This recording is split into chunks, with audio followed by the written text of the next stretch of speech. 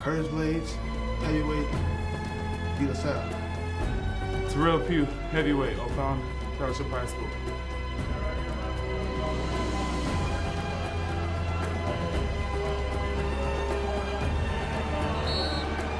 Well, didn't take long for the action to get started here at heavyweight. We've got two seniors who have been two of the top-ranked heavyweights all year going at it. Curtis Blaydes from DeLaSalle, he's underneath right now, and he's underneath Terrell Pugh O'Fallon. Both of these wrestlers undefeated seniors. Yeah, this is the very first all What undefeated. do we have here? Good Lord, I haven't seen that happen in a heavyweight bout in ages. Well, you got called for locked hands on top of it. You don't see too many heavyweights throw the legs in to begin with, and you certainly don't see a heavyweight with the legs thrown in on him stand straight up. Good grief. There's some power involved. Oh, man. But the O'Fallon heavyweight, Terrell Pugh, has got a 2-1 lead right now. Had a beautiful shot to start off the match, and now he's doing a nice job of riding on top.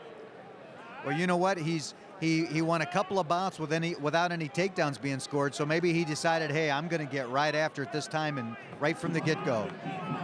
Well, he's doing a nice job right now of riding Curtis Blaydes, and Blaydes needs to show some of that power and get back up to those feet again. Yeah, I tell you, that's quite a load on top of him right now. Blaydes doing a nice job of trying to get back up to his knees, but Pugh's doing an outstanding job of riding him. I don't know if Blaydes has to cut any weight to make heavyweight, but he's got to be up close into that area. He is a big guy. Oh, he's got to scoot. That was his chance. That was Blaydes' chance right there. There was a scramble situation that he didn't take advantage of. Well, Mark, I have to think that these two wrestlers are also football players with that kind of athleticism. And oh yeah, good Lord. The man on top, try to move him out of the middle of a defensive line. Well, Pugh's doing an outstanding job of riding. Well, he's doing a really good job of making DeLaSalle wrestler carry his weight. There's no question that that this is wearing on the DeLaSalle wrestler. I mean, obviously pushing that kind of weight is going to make it tired. There's no question about it. So Pugh takes a 2-1 lead into the third period. Okay, it's DeLaSalle's choice. We're going to see what he does. Oh, he's decided to defer. Looks like Blaydes will, or Pugh, excuse me, looks like Pugh will select underneath. You know, Blaydes from DeLaSalle on top, he is not a tiny heavyweight, and he looks kind of little out there, and he is not a little guy. Well, he's certainly not as thick as Pugh, but I believe he's taller, so it's they're probably fairly close in weight, but it's distributed a little differently. Well, Blaydes is doing a nice job on top. He's got Pugh flattened out and breaking him down. Well, after a heck of a flurry early in that period, this is calmed down into a little bit more of a traditional heavyweight match. That was quite a flurry to start the match. Blaydes has got a cross wrist, and if he could lift that near side leg and turn him, oh! What happened there? Oh, you know what? The ref obviously saw something that was leading to a dangerous situation, but didn't quite get it stopped in time. But I didn't see what happened as it related to how it hurt his shoulder. Look, I mean, he had that cross wrist, and he was driving into him, trying to lift that near leg and shot. But let's see if Pugh can regroup after hurting that shoulder and score some points, and there he does. And takes a 2-point lead with a minute left in the second period. There's a lot of time left in this match, and I have to think that there's going to be certainly some more scoring. Well, we've seen some good fakes, and that turned into a nice shot. saw some excellent fakes that Pugh reacted to, you know, quite naturally. And after about 3 or 4 of those fakes, he stopped reacting, and Blaydes got right in on the double. That was a terrific job on Blaydes' part.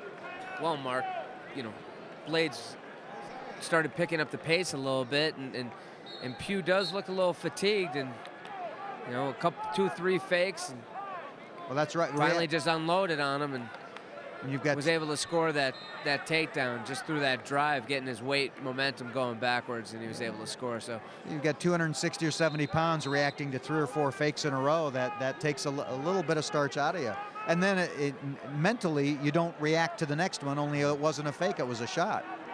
Well, Pugh is taking his time coming back Oh, up. Lord. Wow.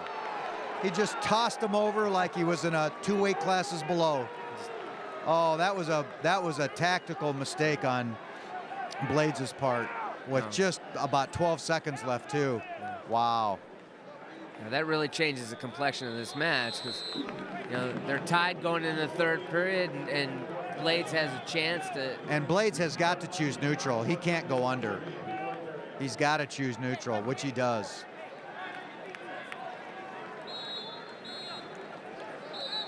Oh, Pugh takes a bad shot, and oh, he's still showing some mobility, though. He's still showing some agility and some quickness. He's got fight in him. wow, He has got some fight in him. Pugh's got some athletic ability. I mean, that was a great scramble. I haven't seen heavyweight scramble like that in a long, long you know time. what I'm impressed with is he's really tired, and he got the scramble done in spite of that, in spite of being really fatigued. He just wouldn't let himself not react. Well, he needs to move those feet more. When he wants to move, he's quick. But he's standing flat-footed in front of Blaydes, and Well, Blaydes shouldn't be tying up with him. He should be doing the same thing he did before, and that is faking and shooting. yeah, Tying up with him is a waste of time. there he goes. Yeah. There's that shot you were talking about, Mark. Unfortunately, it's out of bounds, or we might have had a tied match. We have 1:17 left in this period. Blaydes has to get that takedown. And there Pugh he is is moving on his feet again. Pugh is exhausted, but you know what? From what we've seen last time, he'll get a spurt of energy if he has to. Oh, well, he didn't, and that ties it up. Well, You know what? Blaydes ought to just let him go right now. I was going to say the same thing. If I was his coach, I'd have him cut him loose and take him down again. Pugh is very tired and having trouble getting back to the middle. Well, and he's already shown the ability to roll down on the mat and cause trouble for the guy on top. So I think that's the right thing to do. Well, Blaydes did just that and gets the takedown. He's very close to having that left toe go out of bounds, and they're discussing that, I believe. You're allowed to have the toe go out of bounds and come back in with reaction time, and that's what they're saying happened. Oh. It went out and it came back in with reaction time. That you're allowed. Well, You're this is interesting. Blaydes knows that he can't ride Pugh. He's been reversed by Pugh, so he's letting him go to take him down again. You know what? I think it's a good move. Oh, and Pugh, he's And on a a gamer. shot. He is a gamer. Well, Blaydes pushed his head down and attacks. He's run out of bounds. That's going to cost. It no. should. Oh, Wow. they're not going to call it. Wow, we've seen a fleeing the mat call already today. You know what? That certainly was one, but with a tie score, they decided not to call it. Well, it's going to come down to whoever really wants this more right now. I mean, someone's going to have to take a shot, and there it is. It gave him the takedown. That was close. That was very close. You know what? There's been close calls that have gone both guys' way. Close calls on takedowns, close calls that could have been called fling and weren't. Well, here we got Pugh that's having trouble getting back up to his feet. He looks very tired there. This Blaydes looks a little fresher. He's going to cut him loose. They're going to go on their feet. And he's got 29 seconds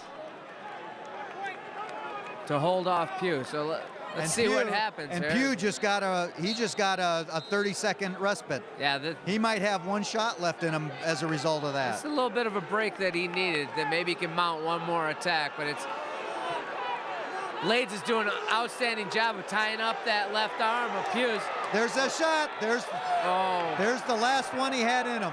I just don't think Pugh has enough strength left to That was the finish that one shot he had left in him, and Blaydes had enough to fight it. That was an outstanding heavyweight match. That was exciting. Wow, that was great. It really was an exciting match. I mean, both guys were wrestling hard. Unfortunately for Pugh, he got a little tired in the latter end of that match, and A was terrific not able bout with great action from two undefeated seniors, and one of them had to win, and tonight it was Curtis Blaydes of DeLaSalle. All right, I'm with Curtis Blaydes, the undefeated state champ from DeLaSalle High School, 44-0. How's it feel to be a state champion? It feels good. I mean, last year I came down here, didn't even place. I was done first day. Now, I'm state champion. It's hard work.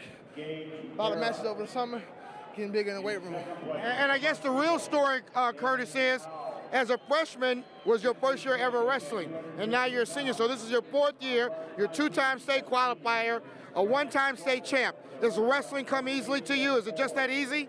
No, I work hard. I work with my practice partner, Clayton Kendall, 189-pounder. He pushes me with his speed, his quickness, and I push him, make each other better. Now you're going to have to make some decisions now. You become a state champ. You got to decide on if you're going to play football or if you're going to wrestle. What's the future for Curtis Blaydes? I don't know. I love both sports equally. I'm good at both of them, but I don't even know yet.